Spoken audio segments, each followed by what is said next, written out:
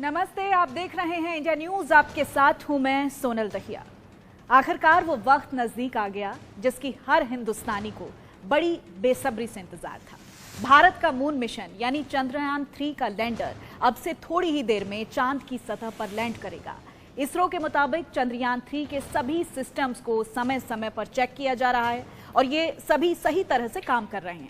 चंद्रयान 3 फिलहाल चांद पर लैंडिंग के लिए सटीक जगह खोज रहा है। उसे 25 किलोमीटर की ऊंचाई से लैंड किया जाएगा। मिशन की सफलता के लिए देश में जगह जगह पर हवन करवाए जा रहे हैं। चंद्रयान 3 को लेकर हर हिंदुस्तानी का जोश हाई है। और अब आपको ग्राफिक्स के जरिए हम समझाएंगे चंद्रयान 3 के अलग अलग फेजेस क्या हैं। सबसे पहले आता है लैंडिंग फेज, जिसमें रफ ब्रेकिंग होगी, 690 सेकंड एल्टीट्यूड होल्डिंग होगी, 10 सेकंड में फाइन ब्रेकिंग होगा और 175 सेकंड में वर्टिकल डिसेंट 140 सेकंड्स तक का होगा। वर्टिकल डिसेंट के बाद 42 सेकंड का वक्त होगा और वर्टिकल डिसेंट 3 में 40 सेकंड का वक्त होगा। तो ग्राफिक्स के जरिए हम आपको लैंडिंग फेज को समझाते हैं कि किस तरह से वर्टिकल डिसेंट 2 से वर्टिकल डिसेंट 3 का जो ये फेज रहेगा, रफ ब्रेकिंग का कितना सेकंड्स का टाइम होगा, 690 सेकंड्स का टाइम होगा और एल्टीट्यूड होल्डिंग का जो टाइम होगा वो 10 सेकंड्स का होगा। तो ये बेहद ही महत्वपूर्ण समय है। जो लास्ट के 15 मिनट्स रहने वाले हैं वो बहुत ही इंपॉर्टेंट रहने वाले हैं। कहा जा सकता है कि मुश्किल भरे होंगे वो 15 मिनट जब लैंडिंग का वक्त नजदीक आएगा। और उससे पहले जो अलग अलग फेजेस हैं उनको हम आपको समझाने की कोशिश कर रहे हैं कि क्या अलग अलग चरण रहेंगे जिसके जरिए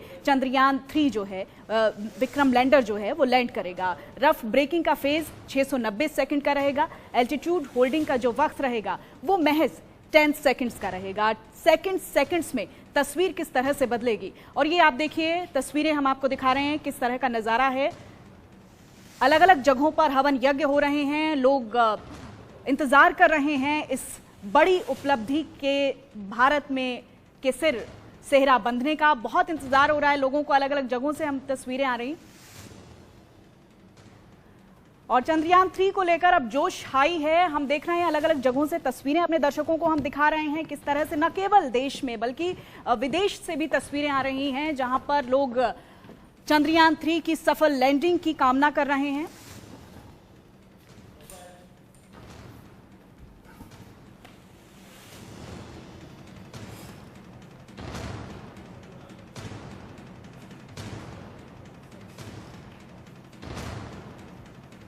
शाम 6:04 का वो वक्त होगा जब चंद्रयान 3 चंद्रमा पर लैंड करेगा। फिलहाल इसरो की तरफ से कहा जा रहा है कि सभी सिस्टम्स नॉर्मल हैं, तैयारी पूरी है।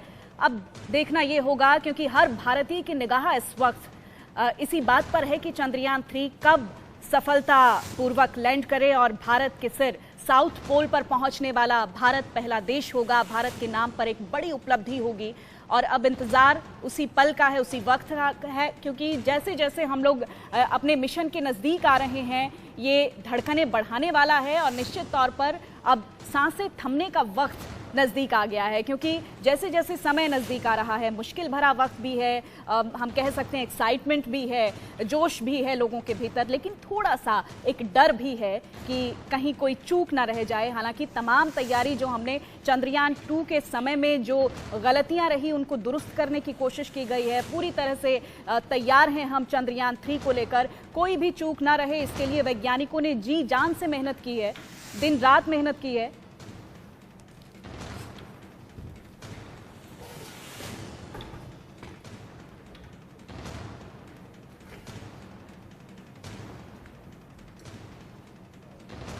तो चांद की सतह पर पहुंचने के लिए चंद्रयान 3 अब कुछ ही पल दूर है। अब देखना होगा कि किस वक्त चंद्रयान 3 लैंड करता है और हम सब जो हैं वो जोश से, भारतीयों का जो सीना है वो गर्व से चौड़ा होता है। तमाम तैयारियां पूरी कर ली गई हैं। शाम 6:04 का वक्त होगा और धीरे धीरे जैसे जैसे वक्त नजदीक आ रहा है हम उत्साहित भी महसूस कर रहे हैं।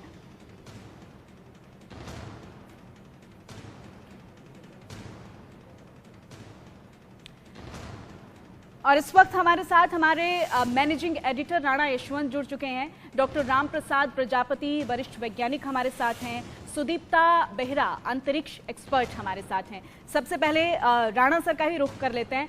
राणा जी देखिए, जैसे जैसे वक्त नज़दीक आ रहा है, एक्साइटमेंट भी है, जोश भी है, लेकिन हम थोड़ा सा डरे हुए भी महसूस कर रहे हैं कि क्या कोई गलती ना हो जाए, कोई चूक ना रह जाए हमसे। सोनल, हिंदुस्तान नहीं, दुनिया के इतिहास में हिंदुस्तान सुनहरे हरफों में एक नई इबारत लिखने जा रहा है, एक नया इतिहास है। और जो एहतियाती बंदोबस्त इसरो की तरफ से इस बार किए गए हैं, आपने जैसा कहा कि जो पिछला हमारा अभियान था चंद्रयान 2 का, उस अभियान में जो खामियां थी, आखिरी वक्त में संपर्क टूट गया था, आखिरी वक्त में स्पीड पर कंट्रोल हम नहीं रख पाए थे, तो आखिरी वक्त में जो कुछ भी रहा था जिसके चलते चंद्रयान 2 क्रैश कर गया, वो ऐसा ना हो, इसके पूरे बंदोबस्त बार किए गए हैं। अभी तक जितनी भी प्रोग्रामिंग हुई है और कंट्रोल कमांड का जो प्रोसेस चल रहा है वो दुरुस्त है, बिल्कुल सही है। और दुनिया के जितने भी बाकी स्पेस सेंटर्स हैं, रिसर्च सेंटर्स हैं, जैसे नासा है या यूरोपियन यूनियन का स्पेस सेंटर है, वो सब संपर्क में हैं, सबकी नज़र है। और यह बहुत हद तक यह मानकर चलिए कि ये सॉफ्ट लैंडिंग होगी। तो आखिरी 25 मिनट होंगे वो बहुत ही क्रूशियल क्रिटिकल कहे जाते हैं, क्योंकि स्पीड बहुत ज़्यादा होती है लैंडर की, 6000 किलोमीटर पर आवर की रफ्तार होती है। अभी जो 25/134 यानी कि ये चंद्रमा है, तो चंद्रमा के चारों जो चक्कर लगा रहा है, तो जब दूर जाता है हमारा लैंडर तो 134 किलोमीटर का फासला होता है, और जब नज़दीक आता है तो 25 किलोमीटर का होता है। यह चक्कर तब तक चलता रहेगा जब तक कि वहाँ रोशनी नहीं आ जाएगी। 23 तारीख को आज ही चंद्रमा पर दिन होना है, और जो चंद्रमा का दिन होता है उसकी जो कुल लंबाई होती है धरती पर 14 दिनों के बराबर होती है।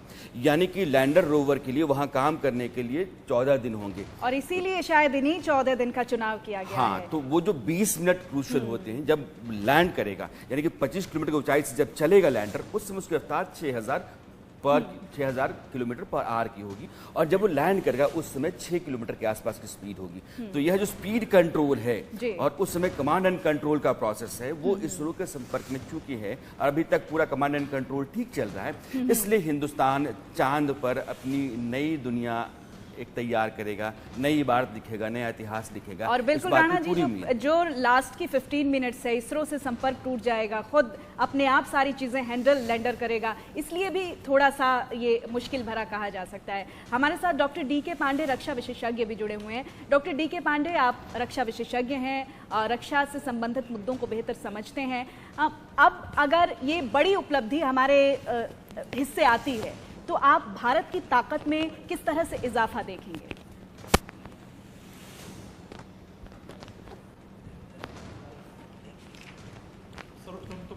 Doctor DK. पांडे से शायद हमारा संपर्क नहीं हो पा रहा है। Doctor Ram Prasad Prajapati senior scientist हैं। डॉक्टर राम प्रसाद प्रजापति, इस पूरी प्रोसेस को आपसे समझना चाहेंगे, क्योंकि हम दिखा रहे हैं ग्राफिक्स के जरिए भी, अपने दर्शकों को हमने दिखाया कि कैसे जो है स्पीड मेंटेन होगी, किस तरह से लैंड करेगा विक्रम लैंडर। आप सीनियर साइंटिस्ट हैं, आप थोड़ा विज्ञान की भाषा में, थोड़ा आसान शब्दों में हमारे दर्शकों को ज़रा पूरा प्रोसेस समझाएंगे सर, ब्रीफ करेंगे? देखिए, जो चंद्रयान 3 की जो हमारी यात्रा है, जो लगभग 40 दिनों में चंद्रयान 3 ने लगभग 3,84,000 किलोमीटर की दूरी तय की है। इतनी लंबी दूरी जब तय की है तो कितनी स्पीड थी चंद्रयान की, ये हमें पता है।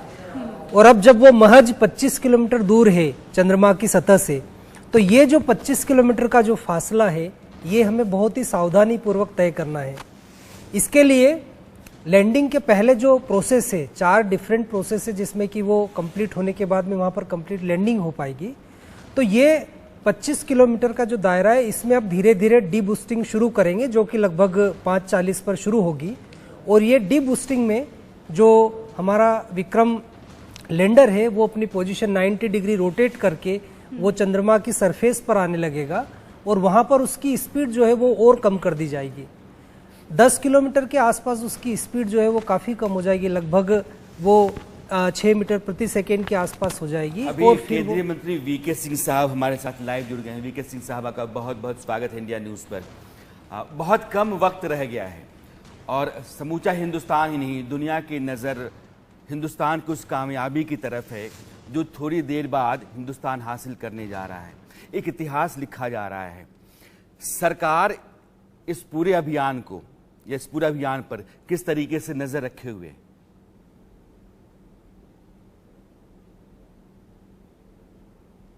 सिंह साहब, आपको मेरी आवाज आई? हाँ, आ रही है आपकी आवाज मुझे जी। आपका बहुत बहुत स्वागत है इस समय जी। हाँ, बहुत बहुत धन्यवाद। आप एक सवाल पूछ रहे थे, मैं सिर्फ यही कहना चाहूँगा कि पूरे देश की निगाहें अभी इस चीज़ के ऊपर हैं कि कब लैंडर धीरे धीरे चंद्रमा के ऊपर उतरेगा और उसके बाद अपने मिशन को पूरा करेगा। हम सब उनको बधाई दें, पूरी टीम को जो इस पूरे मिशन के अंदर लगी हुई थी। और ये समय है जब बहुत सावधानी का है, हर चीज़ को एहतियात से काम करने का है। तो हम सब उनको इस चीज़ के लिए भी, उनकी सफलता के लिए प्रार्थना करें कि वो पूरे तरीके से सफल हों और भारत को अपने इस मिशन के अंदर सफलता मिले। सिंह साहब, जो आखिरी 20 मिनट माना जा रहा है, चूंकि रफ्तार बहुत ज़्यादा होगी उस समय भी लैंडर की, 25 किलोमीटर की ऊंचाई से जब उसको चलने को कहा जाएगा और वो चलेगा वहाँ से, तो 6000 किलोमीटर पर आवर की रफ्तार होगी। उसको चांद पर उतरने से पहले अपनी स्पीड को 6 किलोमीटर पर आवर की रफ्तार से लाना है। यह जो क्रिटिकल क्रूशियल फेज होता है, जिस समय आपका कमांड कंट्रोल सब चल रहा होना चाहिए, संपर्क बने रहना चाहिए, यह 20 मिनट हिंदुस्तान के लिए बहुत नाजुक 20 मिनट हैं, जो 6 बजे के आसपास माना जा रहा है, जो 6:04 पर लैंडिंग है, तो उससे ठीक 20 मिनट पहले की है। चूंकि आप सरकार का हिस्सा भी हैं, आप देश के नागरिक भी हैं, तो जितना उत्साह लोगों में है, जितना रोमांच है और जो एक डर सा भी है, यह आपके भीतर भी है। आप, मुझे लगता है कि इस चंद्रयान के साथ जुड़े हुए हैं। व्यक्तिगत तौर पे आप बतौर नागरिक बताइए कि आप क्या महसूस कर रहे हैं अभी?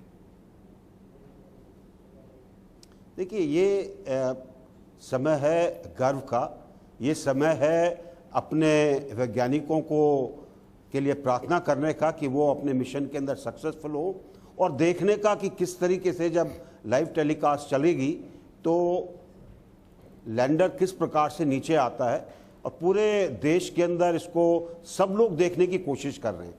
तो हम सबके लिए, देशवासियों के लिए एक बहुत गर्व का समय है। सिंह साहब, मैं अभी देख रहा था कि इसरो के अलावा नासा, दुनिया की सबसे बड़ी स्पेस एजेंसी है, वो भी संपर्क में है, वो भी लगातार अपने डेटा का जेर नज़र रखे हुए है। यूरोपियन यूनियन की स्पेस एजेंसी है, वो भी नज़र रखे हुए है।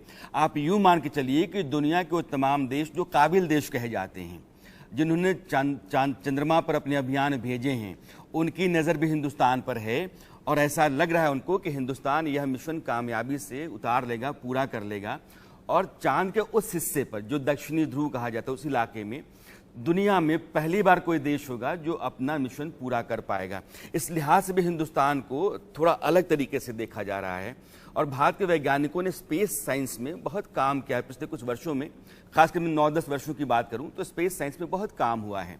इस वैज्ञानिकों के इस योगदान को और स्पेस साइंस में हिंदुस्तान की तरक्की को आप किस लिहाज से, किस नज़रिए से देखते हैं? देखिए, आज अगर पूरा विश्व और खासकर बड़ी बड़ी संस्थाएं, बड़े बड़े वैज्ञानिक हमारी तरफ देख रहे हैं, तो अपने आप आपको अंदाज़ा लग जाएगा कि कितना बड़ा काम है। दक्षिणी ध्रुव पर लैंडर का उतरना, किस प्रकार भारत कर रहा है, ये सब विश्व इसीलिए देख रहा है कि उनको पता है कि हमारे वैज्ञानिकों की काबिलियत क्या है, और हमारे वैज्ञानिकों की काबिलियत पूरे विश्व के अंदर वैसे ही फैली हुई है। आपको नासा के अंदर भी हमारे वैज्ञानिक मिलेंगे। सब जगह पर अच्छा काम करने के अंदर आपको कहीं ना कहीं एक भारतीय जरूर मिलेगा। तो मैं तो इस समय यही कह सकता हूं कि हम सब पूरे मिशन के वैज्ञानिकों को शुभकामनाएं दें और प्रार्थना करें कि उनका हर क्षण सफलता से गुजरे। एक आखिरी सवाल सर, मुझे विंस्टन चर्चिल याद आ रहे हैं। चर्चिल ने कहा था कि हिंदुस्तानी हैं यार, इनको सरकार चलाने को दोगे तो अपनी सरकार नहीं चला सकते, देश नहीं चलते, बेकार के लोग हैं। और आज वही हिंदुस्तान है, उनका मुल्क जो है, वहाँ भी एक हिंदुस्तानी प्रधानमंत्री बनकर उनके देश को चला रहा है, और वो इस हिंदुस्तान की तरफ आज वो ब्रिटेन भी नज़र बनाए हुए है, जिस ब्रिटेन के प्रधानमंत्री ने कभी भारत के बारे में ऐसी राय रखी थी। आज बहुत फख्र महसूस हो रहा होगा। देखिए, फ़ख्र तो महसूस होना चाहिए। ये जो हमारे अंदर हीन भावना डालने की कोशिश की, जब हमारे शासक रहे तकरीबन 200 साल, वो हीन भावना निकाल के हमेशा फेंक देनी चाहिए। और मैं तो ये कहूँगा कि पिछले 9 साल के अंदर जिस प्रकार से अपनी विरासत पर, अपने देश के गर्व पर, अपने वैज्ञानिकों पर जो एक भरोसा जताया गया है, जो उनको प्रेरणा दी गई है, आज वो सामने दिखाई देती है। सर, जाते जाते दो उदाहरण मैं आपके सामने रखना चाहता हूं। इन दो उदाहरणों के जरिए आप इस देश के लोगों को, इस देश को जरूर बताइएगा कि हिंदुस्तान अगर मंसूबे का मजबूत है तो वो क्या क्या हासिल कर सकता है। वाजपेयी जी ने करगिल का युद्ध लड़ा था। उस समय उन्होंने अमेरिकी हुकूमत से ये कहा था कि भाई आप अपने जीपीएस के जरिए पाकिस्तानी फौज का लोकेशन बता दीजिए ताकि हमारे हमले में थोड़े शार्पनेस आ जाए, मैं उनको बाहर कर दूं। अमेरिका ने मना कर दिया कि नहीं, हम आपको जीपीएस लोकेशन नहीं दे सकते हैं। ये क्रायोजेनिक इंजन है, जिस इंजन के जरिए इस सैटेलाइट, इस स्पेस यान को भेजा गया है, जो हमारा ये चंद्रयान 3 है। क्रायोजेनिक इंजन भी दुनिया के वो 4 देश, अमेरिका, रूस, फ्रांस, जापान, जो बनाते हैं, उन्होंने देने से मना कर दिया। आज हिंदुस्तान क्रायोजेनिक बना रहा है। जो पिछला चंद्रयान 2 गया उसको क्रायोजेनिक इंजन से ही गया, और ये चंद्रयान 3 भी क्रायोजेनिक इंजन से ही गया। तो क्रायोजेनिक इंजन और वो जीपीएस जो अमेरिका ने नहीं दिया था, आज हमारे पास अपना लोकल पोजिशनिंग सिस्टम, जिसको हम एलपीएस कहते हैं। और ये दोनों हिंदुस्तान के मंसूबे, हिंदुस्तान के संकल्प और हिंदुस्तान के वैज्ञानिकों की बड़ी कामयाबी हैं, जिसके नमूने, जिसके सबूत आपके सामने हैं। मैं चाहूंगा देश के लोगों को इस लिहाज से एड्रेस करें।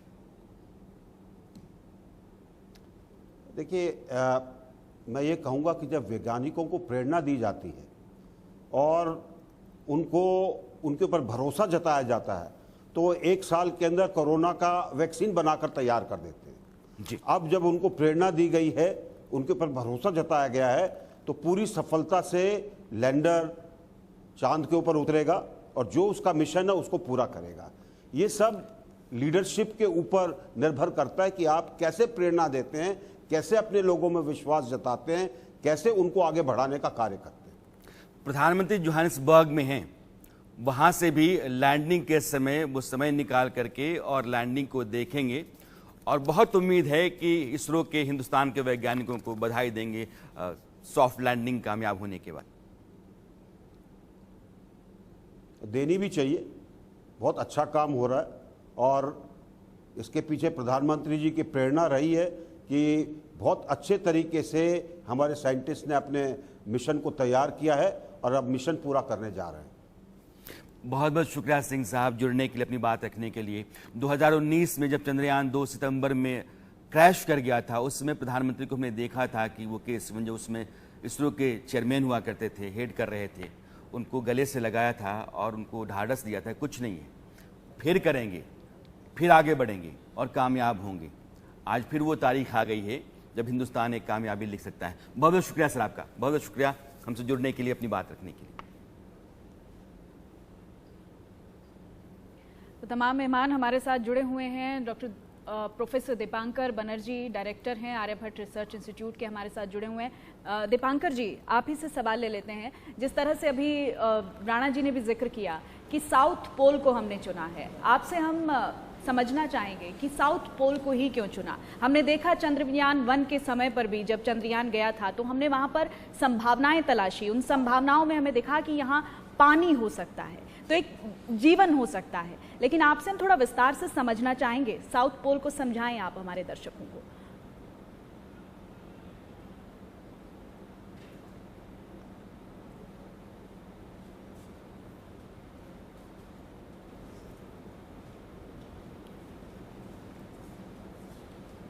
सुदीप्ता बेहरा जी से मैं सवाल ले लेती हूँ, आप अंतरिक्ष एक्सपर्ट हैं। सुदीप्ता जी, आप इस सवाल का जवाब देंगे? एक्चुअली मैं पॉलिसी एक्सपर्ट हूँ, अंतरिक्ष एक्सपर्ट नहीं हूँ, बट मैं फिर भी ये कहना चाहूँगी कि जितने कंट्रीज़, 3 कंट्रीज़ ऑलरेडी मून पे लैंड करे हैं, and they have not been able to land on the south pole side, because वहाँ बहुत कठिनाई और harsh weather and lot of other factors, जो कि जिस वजह से to land on that part of the moon has been difficult.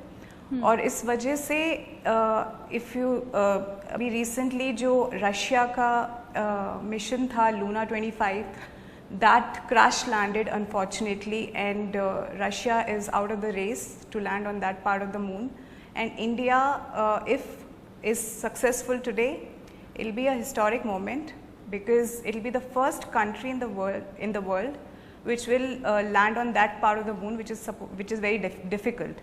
And the ISRO chairman is very confident. This time the system and everything is very, very robust, and we are expecting for a very precision landing. Of course, it's going to be a very critical last 15 minutes, but we are hoping for the best. The entire nation is excited. Everybody is hooking up to the television and mobile. Minute by minute update लिया जा रहा है, and so let's see what unfolds. ठीक है, doctor Ram Prasad Prajapati senior scientist भी हमारे साथ जुड़े हुए हैं। डॉक्टर राम प्रसाद, तैयारी पहले से ज़्यादा मजबूत है, हम ज़्यादा कॉन्फिडेंट हैं, लेकिन फिर भी ओवर कॉन्फिडेंट नहीं हो सकते हैं। कुछ गलतियां, कुछ चूक अंतिम समय में समझ में आती हैं। हमने पहले की गलतियों से सीखा, हमने अपने आप को दुरुस्त किया, लेकिन इस बार भी अगर हम ज़रा भी ओवर कॉन्फिडेंट हुए तो थोड़ा हमें खामियाजा भुगतना पड़ सकता है। आप किस तरह से इन तैयारियों को पुख्ता देख रहे हैं इस मिशन में? जी सोनल जी, देखिए, जैसे जो हमारा आज का दिन तय किया गया है उसमें आखिरी के जो 15-20 मिनट का क्षण है उसमें इन सारी चीज़ों को तो डेफिनेटली देखा जाएगा, और इसरो ने एक्स्ट्रा टाइम भी इसके लिए ले रखा है कि अगर परिस्थितियां हमारे अनुकूल नहीं हुई तो इस बार हम वो रिस्क कतई नहीं लेंगे, और ये जो प्रक्रिया इसको वापस से 3-4 दिन के बाद में फिर से दोहराई जाएगी पुनः। जो तकनीकी खामियां आई थी इसके पहले, उन खामियों को जरूर दुरुस्त कर लिया गया है। उसमें कुछ जो है जैसे थ्रस्ट या जो नोदन प्रणाली उसमें काफ़ी हाई पावर के उसमें थ्रस्टर्स लगाए गए हैं। उससे जो सरफेस को मॉर्फोलॉजी को मेजर करने के लिए इंस्ट्रूमेंट्स लगाए गए हैं, और जो नेविगेशन सिस्टम है उसको काफ़ी इम्प्रूव किया गया है, क्योंकि कहीं ना कहीं पिछली बार की असफलता में जब 2 इंजन काम करना बंद कर दिए गए थे तो नेविगेशन सिस्टम से हमारा कनेक्शन टूट गया था और प्रॉपर वहाँ पर सरफेस की इंफॉर्मेशन नहीं दे पाया था, जिसके कारण वो क्रैश लैंडिंग हुई। इस बार ये किया गया है कि अगर सारे इंजन भी काम करना बंद कर देंगे तो वो सॉफ्ट लैंडिंग उसकी निर्धारित हो जाए, इस प्रकार का उसमें सिस्टम लगाया गया है। तो नेविगेशन सिस्टम को स्ट्रॉन्ग किया गया है, वेट पॉइंट ऑफ व्यू से उसको कम किया गया है, और सबसे जो बड़ी बात है उसमें यह है कि अब हमारे पास में चांद की उस सरफेस की ऐसी बहुत सारी इन्फॉर्मेशन है। जो हमारा पहला जो ऑर्बिटर ऑलरेडी पहले से घूम रहा था उसने काफ़ी इन्फॉर्मेशन हमें दी है, और जो दायरा है, जो रेडियस है जहाँ पर उतारा जाएगा सरफेस का, वो काफ़ी लंबा हमने लगभग 5 किलोमीटर रखा गया है।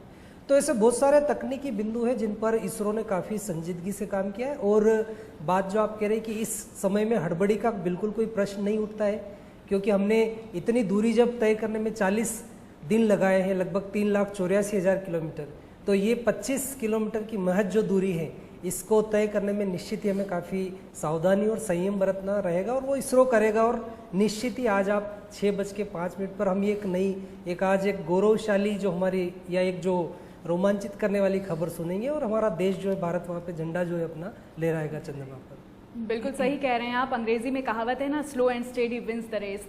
तो अब उसी को समझने की हमें कोशिश करनी होगी कि हम धैर्य रखें और धैर्य के साथ आगे बढ़ें। एक बड़ी उपलब्धि की तरफ निश्चित तौर पर हम आगे बढ़ रहे हैं। डॉक्टर डी के पांडे, रक्षा विशेषज्ञ, हमारे साथ जुड़े हुए हैं। डॉक्टर डी के पांडे, इससे पहले बहुत से देशों ने कोशिश की, लेकिन साउथ पोल पर संभावना तलाशने वाले हम पहले देश बन जाएंगे अगर सब कुछ ठीक ठाक रहा तो। दूसरे देशों में एक बेहद मजबूत संदेश जाएगा। देखिए, जब हम ये कहते हैं कि हम प्रयास कर रहे हैं तो प्रयास के पीछे बहुत तैयारियां हैं। जिस प्रकार से हमने सबक सीखा है चंद्रयान 2 से, और जो उनका ऑल्टीट्यूड होल्डिंग फेज से ब्रेकअप फेज में हम जब गए थे, उस बीच में जो प्रॉब्लम आई थी और चंद्रयान 2 जो है हमें वो नहीं दिला सका और जिसकी हम उम्मीद कर रहे थे। ऐसा नहीं था कि वो मिशन जो है वो पूर्णतः असफल रहा।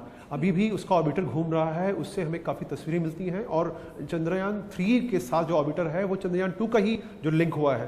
तो ये कहना कि वो एक असफल प्रयोग था, मेरे ख्याल से गलत। हमने बहुत कुछ सीखा है उससे। और सबसे महत्वपूर्ण प्रश्न जिसका बार बार चर्चा हो रही है कि सॉफ्ट लैंडिंग की, जो कि इस मिशन में सबसे बड़ी प्रायोरिटी रखी गई है।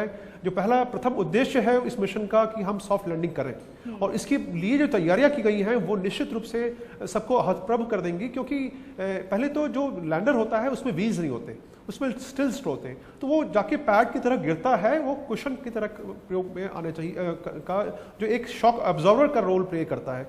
तो ये जो लेग्स बनाए गए हैं इस बार चंद्रयान 3 में, जो लैंडर विक्रम है अगर विक्रम बेताल की कहानी आपको ध्यान हो, वहाँ से विक्रम लिया गया, बाद में हम उसकी चर्चा करेंगे कि विक्रम नाम कैसे पड़ा। तो ये जब वहाँ लैंड करेगा तो उसके लेग्स को एडिशनल स्ट्रेंथ दिया गया। साथ में जो दूसरी जो सावधानी बरती गई है वो इसके स्पीड्स को चेक करने के लिए, स्पीड बहुत ज़्यादा नहीं होनी चाहिए। लूना 25 का आपने अभी चर्चा की, इसमें कि स्पीड की वजह से वो जो है लूना 25 जो है वो असफल रहा। तो महत्वपूर्ण ये है कि हमने जो गलतियाँ की उसको दोहराए नहीं, तो उसी दिशा में हम उसके स्पीड को नियंत्रित करेंगे। और जब ये ऑल्टीट्यूड होल्डिंग फेज से ब्रेकअप फेज में आएगा तो इसकी स्पीड लगभग 0 के आसपास रहेगी, यानी कि बहुत ही धीमी गति से चल रहा होगा। तो इसको उतरने में किसी प्रकार की जो है दिक्कत नहीं होनी चाहिए। क्योंकि अभी हम पहली बार ये प्रयास कर रहे हैं, इसलिए निश्चित रूप से एक जो संशय रहता है हर आदमी की जो प्रयास करता है कि शायद हम कहीं असफल तो नहीं होंगे, क्योंकि सब कुछ करने के बावजूद भी वो इफ एंड बट का जो फैक्टर है वो हमेशा जो सक्रिय होते हैं। तो बिल्कुल डॉक्टर डी.के. पांडे सही कह रहे हैं, हमने अपनी गलतियों से सीखा है, हमने अपने आप को बेहतर किया है और हम उसी बेहतरी की अब कामना कर रहे हैं। हमारे managing editor doctor Rana Yashwant भी हमारे साथ जुड़े हुए हैं। राणा जी देखिए, आप चूंकि साहित्यिक मिजाज के आदमी भी हैं, हमने देखा है कि पाकीज़ा फिल्म का एक गाना था ना कि चलो दिलदार चलें, चांद के पार चलें, बहुत सारी कविताओं में हमने चांद की परिकल्पना की, बहुत खूबसूरत तरीके से बहुत से गानों में हमने चांद का जिक्र किया। और अब कहीं ना कहीं हम कह सकते हैं कि जो कल्पना थी वो कल्पना अब साकार रूप ले रही है। तो अब हमें ये कल्पना में नहीं, हम मूर्त रूप में भी हम तमाम चीजों को देख पाएंगे, हम चांद को देख पाएंगे, चांद की सतह को देख पाएंगे, वहां की संभावनाओं को समझ पाएंगे।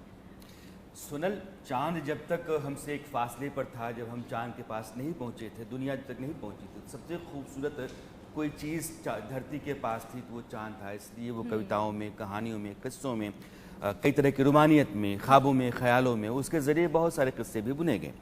लेकिन चांद पर जब इंसान जाने लगा तो इंसान के जाने के साथ साथ विज्ञान और स्पेस साइंस दोनों की तरक्की के रास्ते खुलते चले गए। अब जिस बात का जिक्र हम नहीं कर रहे हैं, मुझे लगता है उसको करना चाहिए कि जिस जोन में आपका यह चंद्रयान लैंड करेगा, जो साउथ पोल का इलाका, साउथ पोल नहीं है लेकिन साउथ पोल का इलाका है, अब वहाँ चूंकि टेम्परेचर -200 डिग्री सेल्सियस से नीचे चला जाता है, इसलिए वहाँ पानी या बर्फ के होने की गुंजाइश मानी जा रही है। अभी तक दुनिया के जितने भी देशों ने अपने मिशन को कामयाबी से वहाँ उतारा है वो इक्वेटर के आसपास, यानी कि चांद के ठीक बीचों बीच, या तो नॉर्थ में या साउथ में। लेकिन साउथ पोल की तरफ के इलाके में उतारने का मतलब ये है कि मैं इस तलाश में हूँ कि वहाँ पानी है कि नहीं है। पानी होने से दो गुंजाइशें होती हैं। पहला ये कि हाइड्रोजन ऑक्सीजन, इन दोनों से पानी बनता है। तो हाइड्रोजन को आप अलग करके और फिर हाइड्रोजन से एनर्जी जनरेट करके चांद से आगे स्पेस के मिशन को ले जाने की एक गुंजाइश पैदा कर सकते हैं। अगर आप चांद तक जाते हैं तो चांद पे भी आप फ्यूल, एक मान के चलिए कि फ्यूल को लेकर के और फिर स्पेस में आगे निकलने की गुंजाइश आपके पास चांद पर रहेगी। दूसरा ये है कि चांद की ज़मीन कैसी है, चांद के भीतर क्या है। अगर ये पता होता है तो जैसे कहा जाता है कि गोल्ड, प्लैटिनम, इस तरह के मेटल्स वहाँ हो सकते हैं, तो फिर आपके लिए दूसरे तरह की संभावनाएं भी खुलती हैं, जिसको आप खनिज कहते हैं, संसाधन कहते हैं, प्राकृतिक संसाधन कहते हैं। तो वो देश जो वहाँ जाकर के इनके ज़रिए अपनी तरक्की के रास्ते निकालने की कोशिश करेंगे, उनमें हिंदुस्तान सबसे आगे होगा। और यह लैंडिंग जो है इस लिहाज से भी बहुत ज़रूरी है। इस मिशन की कामयाबी हिंदुस्तान ही दुनिया के लिए भी बहुत ज़रूरी है, क्योंकि उसी हिस्से में रूस ने अपने लूना 25 को उतारने की कोशिश की। रूस इस रेस में था कि हिंदुस्तान इससे पहले कि वहां अपनी लैंडिंग करा ले, हम अपने यान को भेज करके दुनिया के इतिहास में सबसे पहले दक्षिणी हिस्से पर चांद के उतरने वाला देश बन जाए। लेकिन वो क्रैश कर गया। इसलिए हिंदुस्तान की तरफ दुनिया फिर से निगाह बनाए हुए, वो एक प्रोसेस है।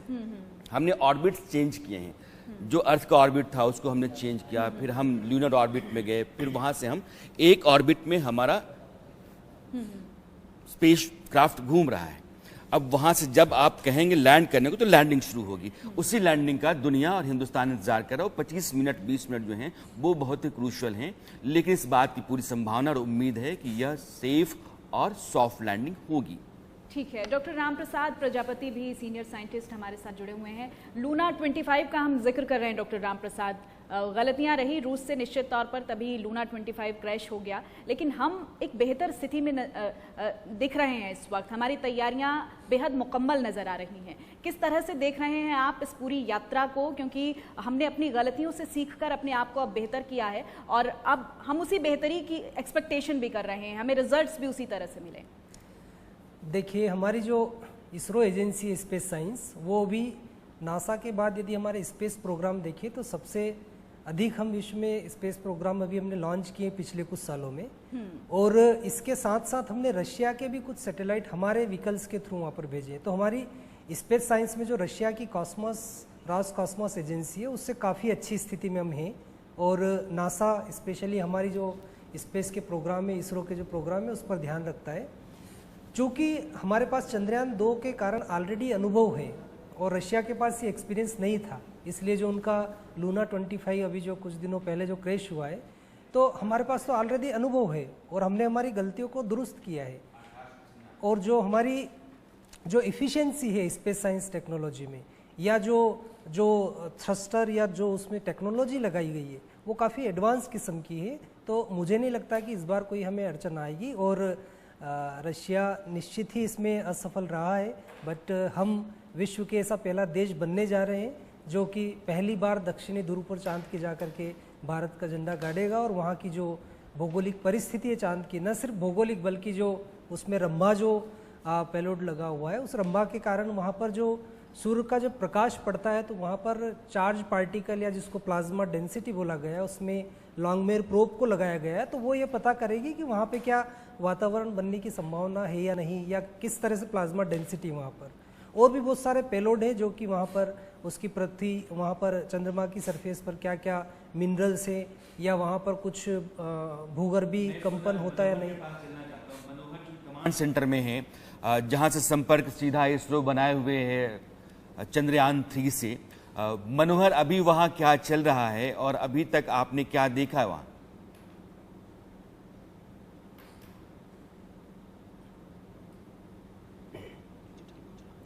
कमांड सेंटर में मौजूद हूं, जो इसरो का कमांड सेंटर है, जहां से सीधे सैटेलाइट से संपर्क साधा जाता है। और यहां का नज़ारा अगर आपको दिखाऊं तो ये आप देखिए, सॉफ्ट लैंडिंग के लिए यहां पर व्यवस्था की गई है। 5 जो है तो यहाँ पर आप देखिए 1 2 3 4 5 6 कुर्सियाँ लगाई गई है। इसरो के चेयरमैन आएंगे, जब सॉफ्ट लैंडिंग हो जाएगी तो देश और दुनिया को बताने के लिए वो आएंगे कि आखिरकार उनके वैज्ञानिकों ने किस तरह से दिन रात एक करके कड़ी मेहनत करके उन्होंने ये सफलता हासिल की है। अब काउंटडाउन शुरू हो गया है और यहाँ पर स्क्रीनिंग शुरू हो जाएगी कि कमांड सेंटर यहाँ से 100 मीटर के फासले पे है, जहाँ पर तमाम जो साइंटिस्ट हैं वो मौजूद हैं और वो देख रहे हैं। क्योंकि सबसे बड़ी बात है पावर डिसेंट की, जो 4 फेज में विक्रम लैंडर खुद अपना काम करते हुए सॉफ्ट लैंडिंग करेगा। मैं इस ब्रोशर के जरिए बताना चाहता हूं, क्योंकि अभी हमें ये ब्रोशर दिया गया है, हम लगातार इंडिया न्यूज के में अपने दर्शकों को लगातार बता रहे हैं कि आखिरकार किस तरह से सॉफ्ट लैंडिंग होगी। तो ये आप देखिए, ये जो पावर डिसेंडर है जिसमें 4 फेज की अगर हम बात करते हैं तो इसमें आप देखिए, मैं आपको दिखाना चाहता हूं कि ये जो पावर डिसेंट स्टार्ट यहाँ से होगा, उसके बाद जो भी साइंटिस्ट यहाँ पर मौजूद हैं कमांड सेंटर में अब वो कमांड देना छोड़ देगा और पूरा ऑटोमेटिक लैंडिंग सीक्वेंस पर विक्रम लैंडर काम करना शुरू करेगा। उसके बाद स्टार्ट होगा रफ ब्रेकिंग फेज। पहला फेज होगा जिसमें 690 सेकेंड्स का वक्त लगेगा। उसके बाद एटीट्यूड होल्ड फेज जाएगा जिसमें करीब 10 सेकेंड का वक्त लगेगा। फाइन ब्रेकिंग फेज होगा जिसमें 175 सेकंड का वक्त लगेगा। ये सबसे इंपॉर्टेंट फेज है क्योंकि ये 3rd फेज है। चंद्रयान 2 भी इसी फेज में असफल हुआ था और कम्युनिकेशन टूटा था। तो इसमें धीरे धीरे करके डिबूस्टिंग होते हुए स्पीड कम होगी और जो एटीट्यूड और लॉन्गिट्यूड है उसको धीरे धीरे कम किया जाएगा। इस बार जहां पर मनोहर, हम चाहेंगे एक बार और अभी चारों फेजेस को आप दर्शकों को दोबारा बताइए। जब लैंडिंग शुरू होगी तो लैंडिंग के जो अलग अलग फेजेस हैं जिसमें आप अलग अलग रफ्तार में बदलाव दिखा रहे हैं और फिर सॉफ्ट लैंडिंग करा रहे हैं, एक बार दर्शकों को फिर से उस कागज के पन्ने के जरिए आप दोबारा बताइए कि कैसे डीबूस्टिंग होती चली जाएगी, स्पीड कम होती चली जाएगी और लैंडिंग हो जाएगी। देखिए, एक बार फिर मैं अपने दर्शकों को ये बताने की कोशिश कर रहा हूँ क्योंकि दर्शकों में बहुत ज़्यादा जिज्ञासा है। 140 करोड़ वासियों की निगाहें टिकी हुई है, पूरी दुनिया की निगाहें टिकी हुई है। ये आप देखिए कि ये जो 4 फेज होगा जिसमें सबसे पहले स्टार्टिंग जो होगी वो पावर डिसेंट स्टार्ट होगा। मतलब जो कमांड सेंटर में साइंटिस्ट बैठे हुए हैं वो सीधे तौर पर विक्रम लैंडर को कमांड दे देगा। उसके बाद विक्रम लैंडर अपना काम खुद करना शुरू करेगा। उसके बाद फर्स्ट फेज जो स्टार्ट होगा वो रफ ब्रेकिंग फेज स्टार्ट होगा, यानी 30 किलोमीटर की दूरी से वो धीरे धीरे नीचे आता चला जाएगा। जिस विक्रम लैंडर की हम बात कर रहे हैं, जिसकी सॉफ्ट लैंडिंग होगी और टोटल मिला करके कहा जाए तो 690 सेकेंड मतलब 690 सेकेंड का वक्त पहुंचेगा। और ये जो बी आप देख रहे हैं, यहाँ से स्टार्ट होगा एटीट्यूड होल्ड फेज। यहाँ पर वेलोसिटी कम की जाएगी, दूरियां कम की जाएगी, एटीट्यूड ये आप देखिए धीरे धीरे कम होता जा रहा है। और लास्ट में ये जब पहुंचेगा तो आप देखिए 30 किलोमीटर था, सेकेंड फेज में ये 6.8 किलोमीटर की दूरी पहुंचेगा। और थर्ड फेज जो फाइन ब्रेकिंग फेज होता है, इस थर्ड फेज को ही इंपॉर्टेंट माना जा रहा है, क्योंकि चंद्रयान 2 का जो कम्युनिकेशन टूटा था इसी फेज में टूटा था। और जो इसरो के चेयरमैन हैं एस सोमनाथ, उन्होंने बताया कि किस तरह से हमारी उस समय वेलोसिटी बहुत ज़्यादा थी, स्पीड ज़्यादा थी। और इस बार जहाँ पर जिस क्रेटर पर लैंडिंग होनी है, उस क्रेटर का जो नाम है वो है बोगस ग्लावास्की, वहाँ पर लैंड करेगा।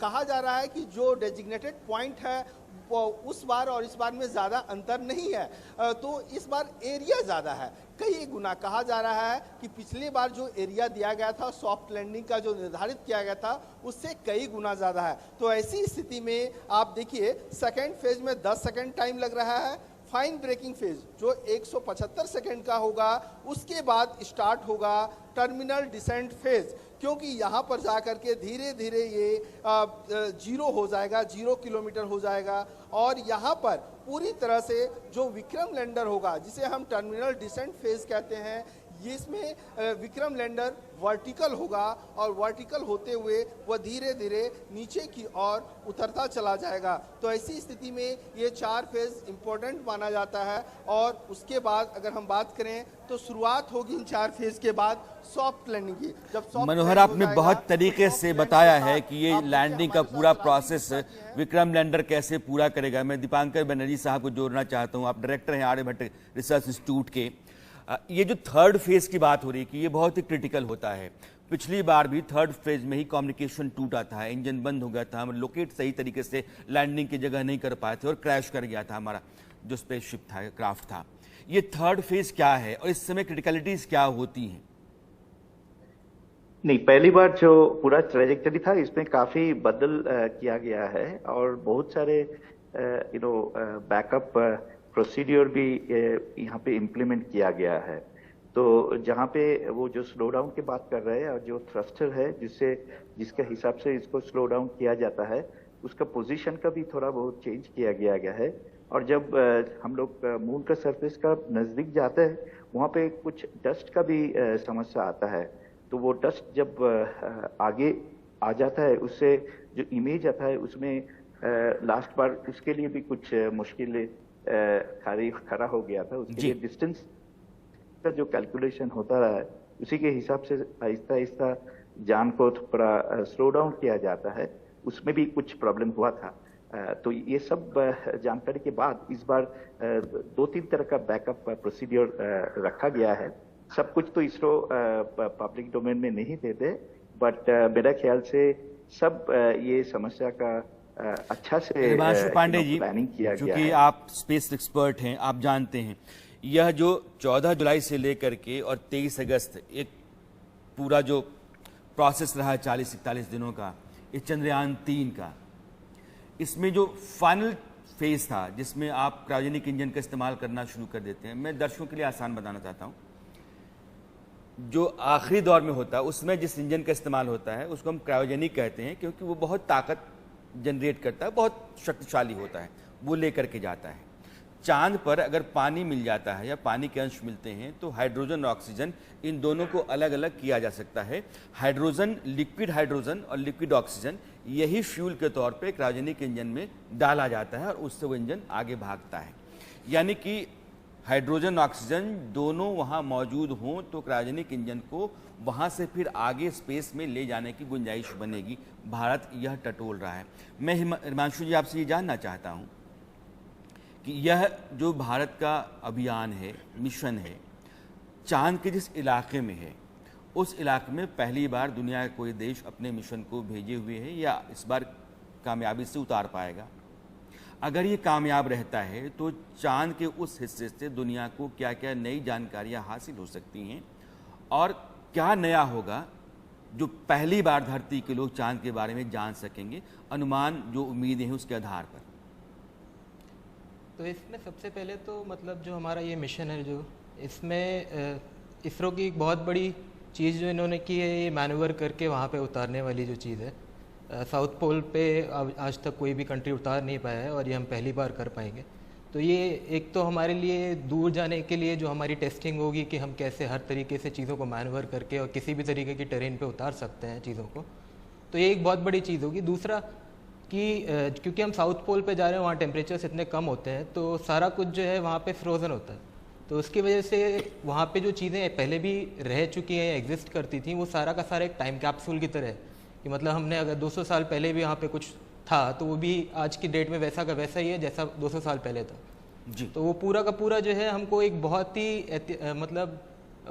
ऐसी चीज़ें मिलेंगी जो हम हमारे अर्थ को कैसे बना, मतलब इसका फॉर्मेशन कैसे हुआ। थोड़ी देर के रोकना चाहता हूं, मैं फिर से कंट्रोल रूम, कंट्रोल सेंटर जो इसरो का है, जहां हमारे सहयोगी मनोहर हैं, किसी वैज्ञानिक के साथ है। मनोहर।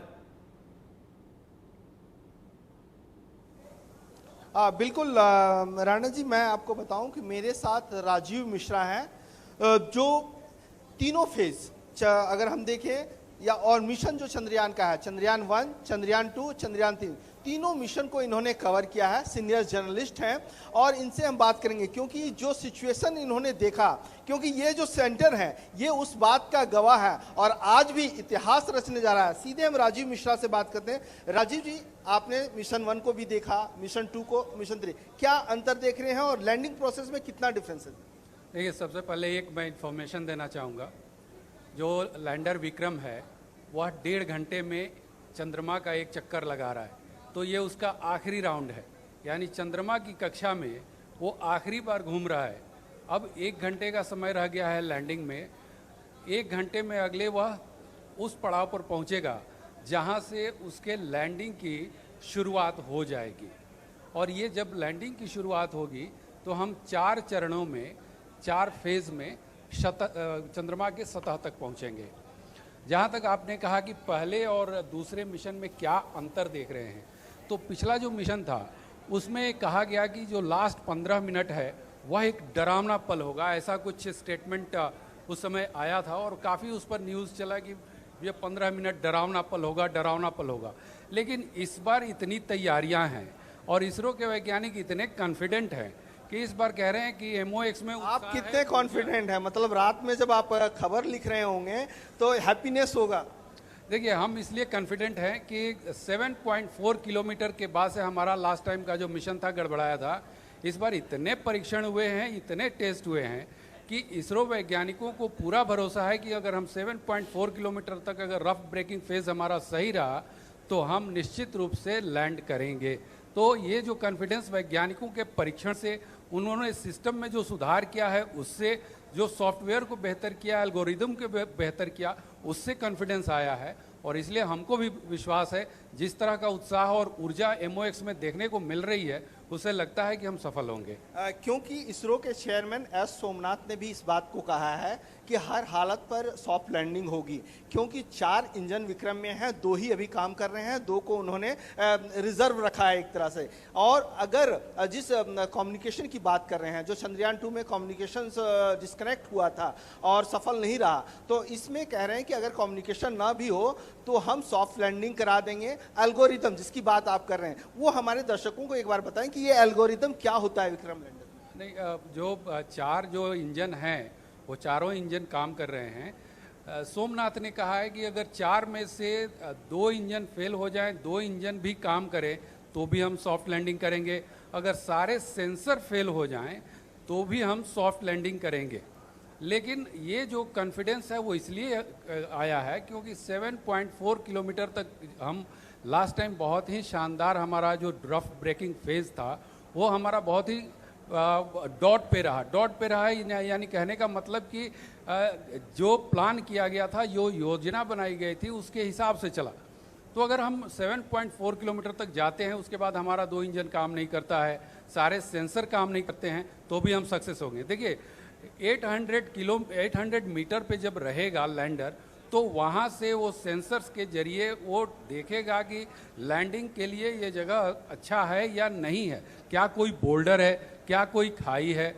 उसके बाद से वह 150 मीटर पर जब आएगा तब फैसला करेगा कि यहाँ लैंड होना है या नहीं। तो फिर वो आगे निकल जाएगा और दोबारा जो है सो स्कैन करेगा। नहीं तो वह करीब 100 से 150 मीटर आगे बढ़कर वहाँ पर लैंड करेगा। तो इसके लिए तमाम जो भी तैयारियां हैं, जो भी मनोहर, बहुत बहुत शुक्रिया आपका। आपके मेहमान ने बताया है इस बार जो स्पेस क्राफ्ट हमारा है चंद्रयान 3 का, उसमें एहतियाती तौर पे बहुत सारी चीजें जोड़ी गई हैं। इंजन जोड़े गए हैं, 2 इंजन एक्स्ट्रा डाला गया है। उसका जो कैमरा है वो लगातार नीचे देख रहा है कि स्पॉट कौन सा होगा जहां लैंड करना चाहिए। तो जो पहले से फीड है लोकेशन, अगर वहां उसको लगता है कि लैंड नहीं कर सकते हैं, सेंसर्स कह रहे हैं कि आजू बाजू पत्थर हैं, गड्ढे हैं या नहीं करना चाहिए, तो ऑटोनोमस लैंडिंग कर सकता है, यानी कि आजू बाजू मूव करके वो जहां भी सही जगह मिले वहां जाकर के लैंड कर सकता है। 800 मीटर 150 मीटर के आसपास जैसे नीचे आता जाएगा स्पीड कम होती जाएगी। 800 मीटर पर सेंसर्स काम करना शुरू कर देंगे, यानी कि बताना शुरू कर देंगे कि हमको लैंड कहां करना चाहिए, आजू बाजू दाएं बाएं आगे पीछे, न पत्थर होना चाहिए, चट्टान होनी चाहिए, न गड्ढा होना चाहिए, लैंडिंग की जगह ठीक होनी चाहिए।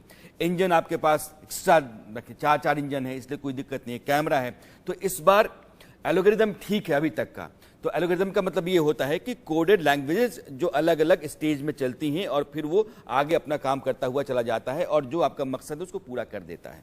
तो एल्गोरिदम ठीक रहता है, सब कुछ ठीक हो जाएगा। इस बार बहुत हद तक वैज्ञानिकों को उम्मीद है कि इस बार 2019 वाली स्थिति नहीं आने वाली है। इस बार हिंदुस्तान इतिहास रच देगा। इस इतिहास रचे जाने की उम्मीद में 140 करोड़ लोग बैठे हुए हैं और दुनिया की नज़र 140 करोड़ के इस देश हिंदुस्तान के ऊपर लगी हुई है। मैं अब चलता हूं लखनऊ, मेरी सहयोगी वहां हैं, कुछ बच्चे हैं वहां। निकिता, आप जहां हैं, बच्चे हैं, मैं आपको बताना चाहूंगी हाँ, कि जी ये जो 40 दिन की जर्नी थी वो इतनी आसान नहीं थी और फिलहाल आज वो घड़ी आ गई है। फिलहाल मेरे साथ मैं उस जगह मौजूद हूँ, उस स्कूल में मौजूद हूँ जहाँ पर जो डायरेक्टर है जिन्होंने पूरा नाम रोशन किया है, उन्हीं के कॉलेज में, नवयुग कॉलेज में मौजूद हूँ। और ठीक पीछे आप हमारे देख सकते हैं टीचर्स हैं, स्टूडेंट्स हैं और तिरंगा फिलहाल लगातार यहाँ पर लहरा रहा है। क्या कहना चाहेंगे? सबसे पहले आज ऐतिहासिक दिन है, बहुत बड़ा दिन है, क्या कहना चाहते हैं? बस कुछ ही घंटों का इंतजार है। मैं ये कहना चाहूँगी, जैसे डॉक्टर रितु कायथाल यहाँ की स्टूडेंट रही है और आज वो चंद्रयान जैसे मिशन को डायरेक्ट कर रही हैं, तो हमारे लिए बहुत प्राउड मोमेंट है ये। और आज विक्रम जैसे कि लैंड करेगा तो होपफुली सब बहुत अच्छा होगा और हम इसी प्रयास में हैं कि सब। बिल्कुल, आप लोगों ने यहाँ पूरा सेटअप तैयार कर रखा है मैडम। हम चाहते हैं कि एटलीस्ट कुछ तो गुनगुनाएं आप। आज बहुत ही ज़ील एंड जस्ट वाला दिन है। होंगे कामयाब, हम होंगे कामयाब, हम होंगे कामयाब एक दिन। हो मन में है विश्वास, पूरा है विश्वास, हम होंगे कामयाब एक दिन। होगी शांति चारों ओर, होगी शांति चारों ओर, होगी शांति। कामयाबी के यह गीत जो है, जमीन पर एक लकीर चलती है जो सरहद कहते हैं, उस सरहद के भीतर एक देश रहता है जिसको हिंदुस्तान कहते हैं। 140 करोड़ लोगों का यह मुल्क जो है, इसका हर इंसान, इसका हर दिल आज यही कहता है कि हम होंगे कामयाब। जो हमारा लैंडर है वो अपने ऑर्बिट में है, 1.5 घंटे में वो अपना एक चक्कर पूरा करता है, यानी कि अब जिस चक्कर को पूरा कर रहा है उसका आखिरी चक्कर है। इसरो को ये फैसला इसरो ने किया था कि अगर हमको चेंज करना होगा टाइम में या डेट में तो फिर हम 2 घंटे पहले चेंज करेंगे। इसरो ने अभी तक नहीं किया। इसका मतलब ये है कि सब कुछ सही रास्ते पर और सही तरीके से बढ़ रहा है।